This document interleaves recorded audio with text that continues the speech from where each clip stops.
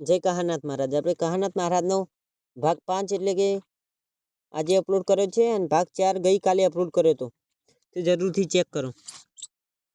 ભગતજી ગામમાંથી સીધું લાવી રસોઈ કરી સાધુ મહાત્માઓને પંગત કરી ભોજન પીરસીને પ્રસાદ આરોગવા વિનંતી કરી હર હર મહાદેવનો નારો લગાવી તે એક બાજુ બેસી ગયા। તેથી સાધુઓના જે મહંત હતા તેમને ભગતજી પણ સાથે બેસી પ્રસાદ લેવા આગ્રહ કર્યો, પરંતુ ઘરમાં કંઈ બચેલું નહીં હોવાથી તેમને મહાત્માને જ ભોજન કરી લેવા વિનંતી કરી। મહંત પોતે આ વાત જાણતા હતા, તેથી તેમને એક સાધુને પાત્ર લઈ આવવા કહ્યું અને પ્રથમ પોતે તેમાં પોતાના પાત્રમાંથી થોડી રસોઈ પીરસી દીધી। પછી બધા સાધુઓને તેનું અનુકરણ કરવા આદેશ કર્યો। તેથી બધા જ સાધુઓ પોતાના પાત્રમાંથી થોડી થોડી રસોઈ ભગતજીના પાત્રમાં પીરસી દીધી। ત્યાર પછી બધાએ સાથે બેસી ભોજન ગ્રહણ કર્યું અને મહંત શ્રીએ ભગતજીને કહ્યું કે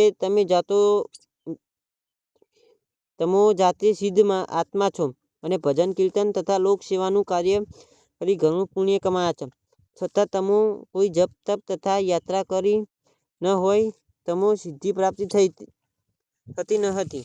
પરંતુ આજે અમે સાધુઓએ અમારી સિદ્ધિનો એક ટકો તમને આપેલ છે, તેથી તમે પૂરો 100% સિદ્ધ થયા છો અને અમે 99% રહ્યા છીએ। તેથી આજથી અમે નાથપંથના સાધુ છીએ અને તમારા ગુરુ નાથપંથના હોય તમે પણ કહાનાથ મહારાજ તરીકે ઓળખાશો। બધા સાધુઓએ જય જયકાર કર્યો અને રાત્રિ વિશ્રામ માટે તૈયારી કરી સહુ આરામ કરવા ચાલ્યા ગયા। કહાનાથ મહારાજ પોતે પણ પોતાની ઝૂંપડી આરામ કરવા માટે ચાલ્યા ગયા। કહાનાથ મહારાજ તેમના નિત્યક્રમ પ્રમાણે પરોઢિયે જાગી બહાર નીકળ્યા તો સાધુઓ સંગ સવારે જ પ્રસ્થાન કરી ગયેલ માલુમ પડ્યું।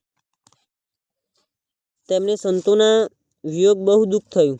સાધુઓ પાસે સિદ્ધિ મળ્યા પછી મહારાજશ્રીએ ઘણા લોક કલ્યાણ કામ કર્યા, પરંતુ નાના મોટા પરચા સાવધાની રાખી કરવા છતાં પણ જાહેર થઈ જતા। તેથી તેમના વિરોધીઓને તેમની મશ્કરી મજાક કરવાની તક મળી અને બીજા દિન દુઃખી લોકોને મહારાજ પાસે મોકલતા।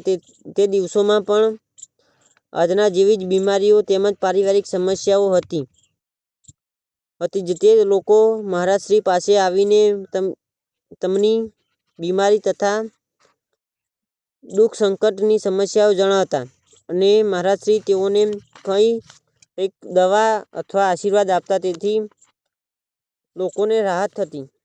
આ રીતે મહારાજશ્રીનો મહિમા વધતા વિરોધીઓ ઘણા જ આક્રમક બની ખોટો પ્રચાર કરવા લાગ્યા। તેથી મહારાજશ્રીને પોતાના ગુરુની આજ્ઞા યાદ આવી અને પસ્તાવો કરવા લાગ્યા, કેમ કે મેં જાતે જ મારી વાહ થાય તેમ અજાણતામાં જ કાર્ય કર્યું છે। તેથી હે ગુરુજી, હું આપની ક્ષમા માગું છું અને મને કંઈક રસ્તો બતાવો અને બચાવો। તેઓ સંકલ્પ કરી રાત્રે નિદ્રાધીન થયા। વહેલા પ્રાતઃકાળમાં ગુરુજી તેમના સ્વપ્નમાં હાજર થયા અને કહ્યું, હે અનુપ, હવે તો તું પોતે જ સિદ્ધ મહાત્મા છે। તારે હવે કોઈની મદદની જરૂર નથી। તું ભગવાન ભોળાનાથ શંકરને શરણે જા, તે તને અવશ્ય મુક્તિ આપશે। આટલું કહી ગુરુજી અલોપ થયા અને મહારાજ નિદ્રામાંથી જાગૃત થયા અને સ્વપ્નમાં આવેલ ગુરુજીના શબ્દો ગુરુ આદેશ માની નાહી ધોઈ પૂજાપાઠ કરી વિચારવા લાગ્યા। જય કહાનાથ મહારાજ। આપણે કહાનાથ મહારાજના 4 ભાગ બનાવેલા છે, તે યુટ્યુબ ચેનલમાં છે જ મારી। આ ભાગ 5 છે। વિડીયો ગમ્યો હોય તો લાઈક શેર અને સબસ્ક્રાઈબ કરો। જય કહાનાથ મહારાજ।